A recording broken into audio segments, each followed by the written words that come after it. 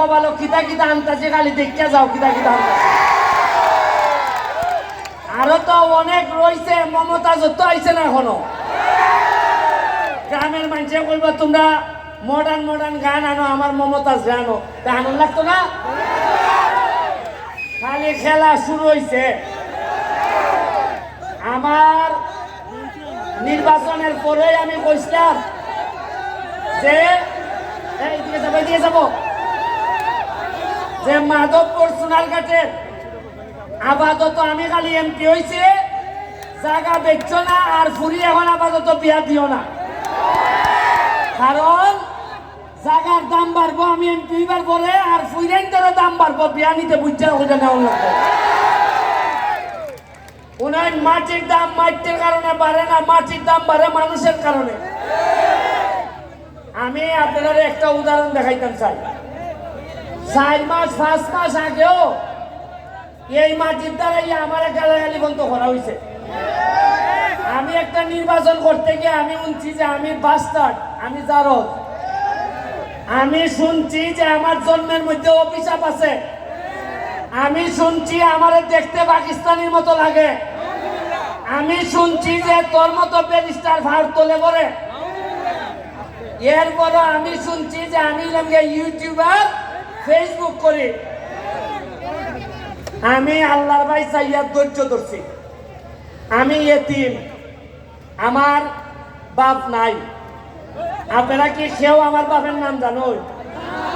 আপনারা আমার নামই আমি পরিচিত হয়েছি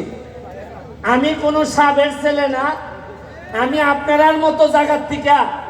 একবারে Trinamool DCP high school Sonarghat থেকে উঠতে আমি আজকে ব্যারিস্টার হয়েছি আমি গল্পটা কইতাছি তোমাদেরকে এই কারণে আজকে আমার সামনে যারা আছো তোমরা তোমাদেরকে বলতে চাই জীবনে ভালো করতে গেলে সফল হইতে গেলে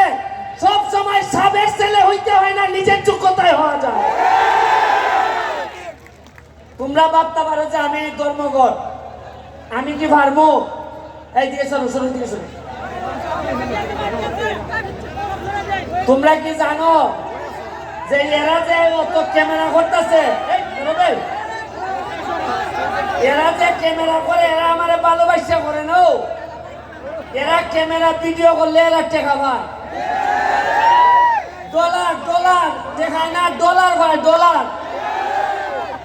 আমি ধর্মঘটের বিষয়ে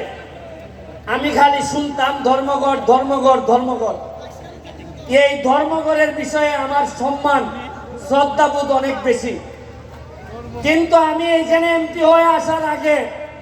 এইখানে কিছু মানুষ দ্বারা অধর্ম হয়েছে আমি জানি ভালো করে আমি যতদিন এমপি আছি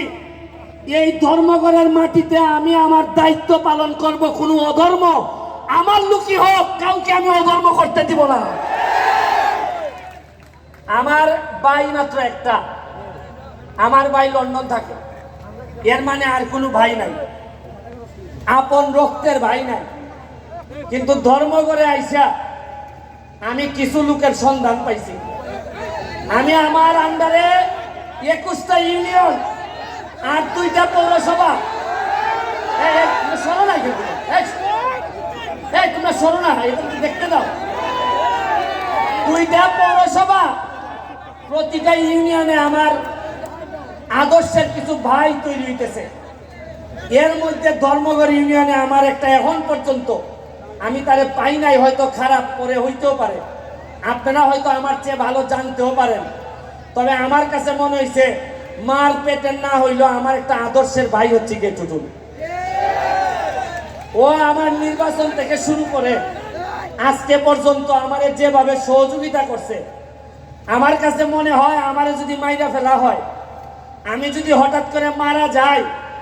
আজকে যখন আমি হেলিকপ্টারে নামি আমি স্টেডিয়ামে আমি যখন আকাশে ছিলাম তখন আমার কাছে মনে হয়েছে আমি যদি এখন মারা যাই তাহলে আমার মাধবপুর সোনারঘাটের কি হবে কে এমপি হবে আমার পরে আসলে এমপি হইলে কি পারবে তারা কি ওই আগের মতোই মজা মারে ফজা পায় আর আমরা খালি বইটা পাই এরকমই হবে কিনা তখন আমার মনে হয়েছে কিছু কিছু চেহারা আমার ভাইসা উঠছে যে আমার দাফন কাফনের পরে হয়তো এই লোকগুলো আবার মাধবপুর সোনারঘাটের দায়িত্ব নেবে শুনেন মাত্র 4.5 মাস হয়েছে এমপি হয়েছি, বরাদ্দ পাইছি প্রায় 31 কোটি টাকা। কত পাইছি? এর মধ্যে 25 কোটি হইল কি আমার বছরের পর বছর আইব আমি রাস্তা বানাইমু খালি। তো এইটা বাদ দিলে কত থাকে?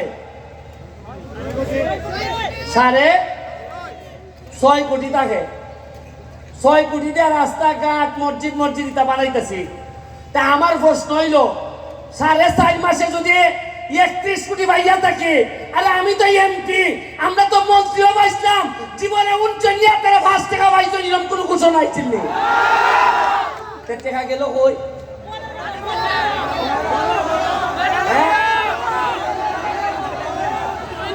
আরে 4.5 মাসে যদি অত টাকা বানাইতাম পারি, অত টাকা আনতাম পারি,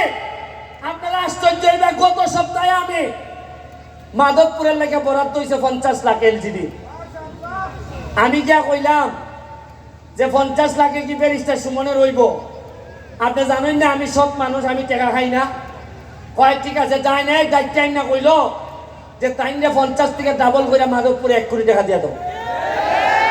ওই আজকাল সিটি আইতেছে 1 কোটি। এর আগে আমার দিয়া দিছ না আরো 75 লাখ খালি মাধবপুরের লেগে। এটা গত সপ্তাহের কাজ। আমি এখন দেখি যে খরচ করে কুল ভাই না, খালি ভাই না মানুষ যারে দিয়ে খামটা করাইতাম। আমার দল লাগে যে টেকা দিলে নি আগের তাল ধরে আমারও বিদায় দিবা না নি। কারণ আমি জানি এর লাগে এমপি সাহেব হইতাম চাই না, সুমন ভাই হইতাম চাই। কারণ আগামীবার এমপি নাও থাকতে পারে, কিন্তু ভালোবাসা দিয়ে আপনার ভাই হইতে পারলে বইরাও আমি শান্তি পাইব। পর্যটন নগরী বানাইতাম এইখানে।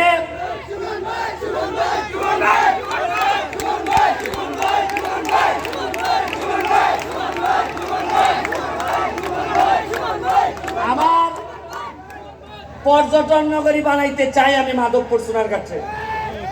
আমি নেত্রীরে বলছি, জননেত্রী শেখ হাসিনারে, যে চাপো যে আমার 24টা চা বাগান আছে, আমার 2টা রিজার্ভ ফরেস্ট আছে, আমার স্থলবন্দর আছে, আমার বর্ডার আছে। আমার কিসের কম আছে?